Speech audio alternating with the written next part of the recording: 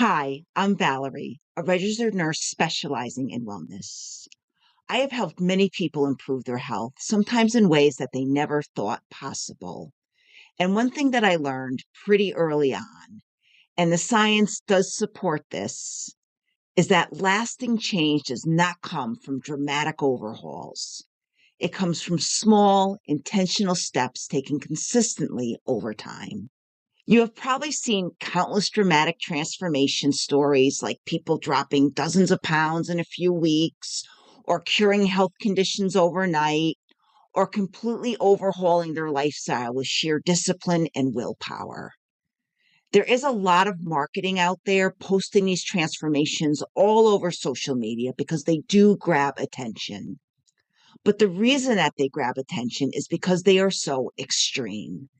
And even though these stories sell, they are the exception and not the rule.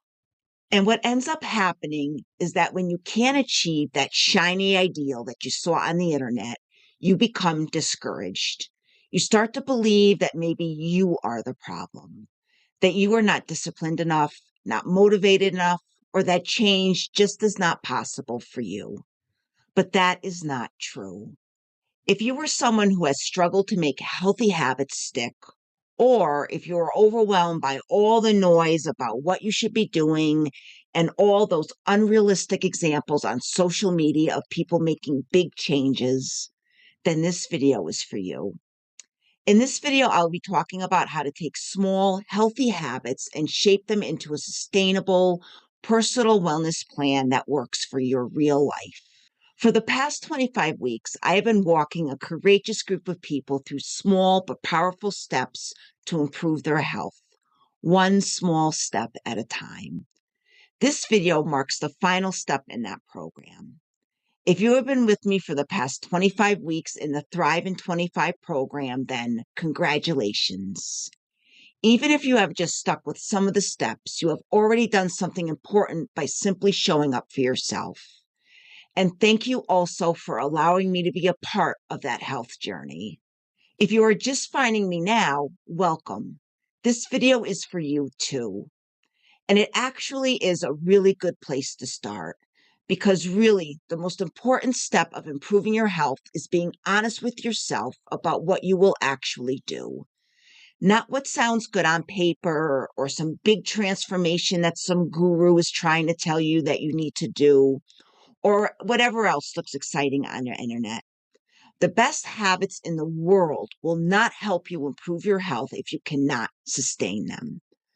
But the habits that you can easily do, even when life gets hectic, are the ones that will slowly, quietly, and dependably reshape your health. Each step in the Thrive in 25 program is designed to stand alone. They were presented as small, doable shifts that you could make in your daily life. Each one can make a difference on its own, and even more so when layered together with others. So maybe some new habits you weren't too crazy about, and some you found impossible to stick to. That is okay. Even if you just gained knowledge and adopted a few, that is still a step in the right direction. I have said this from the beginning, and I will say it again now. You do not need to perfectly do all of the healthy habits in the program to see real improvements in your health. In fact, trying to do everything perfectly is often what gets in the way of real progress. Sustainable change comes from doing what you can consistently, not from trying to do everything flawlessly. So today, I want you to pause and reflect on what actually made a difference.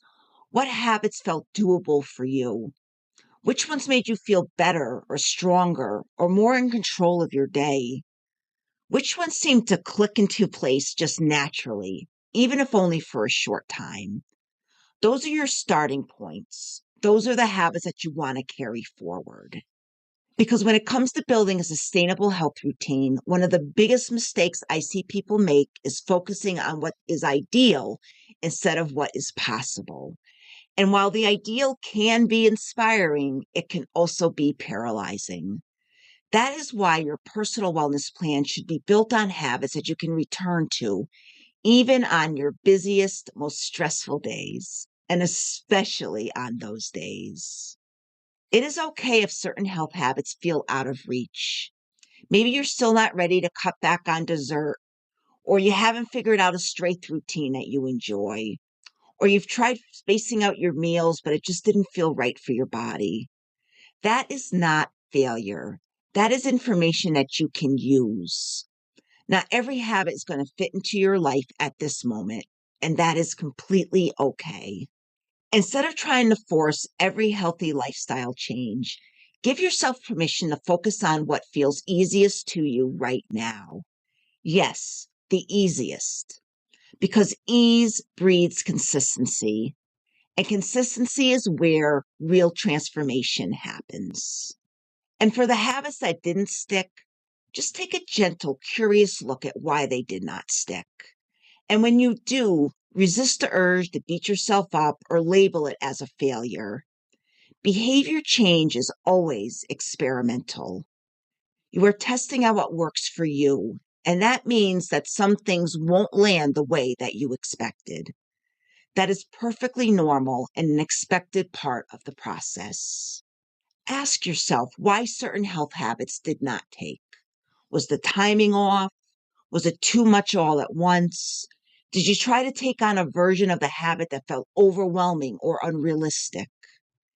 And instead of abandoning it altogether, can you try to figure out a way that is simpler and more doable? For example, maybe you felt super inspired early on and joined a gym with the intention of starting a full strength training routine and going 4 times a week. But over time, that motivation dipped and you stopped going.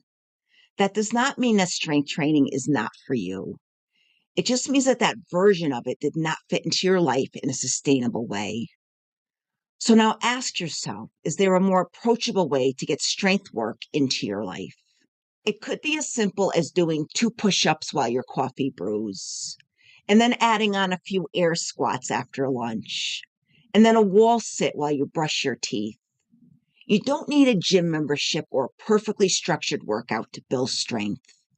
What matters most is doing it consistently, even if it feels ridiculously easy, because that is what makes it stick. This approach can apply to all the steps in the program and really any healthy habit that you think you should adopt. Maybe you love the idea of spacing your meals out or spending time in nature, but in reality, your schedule or your energy makes it hard to follow through. That is okay.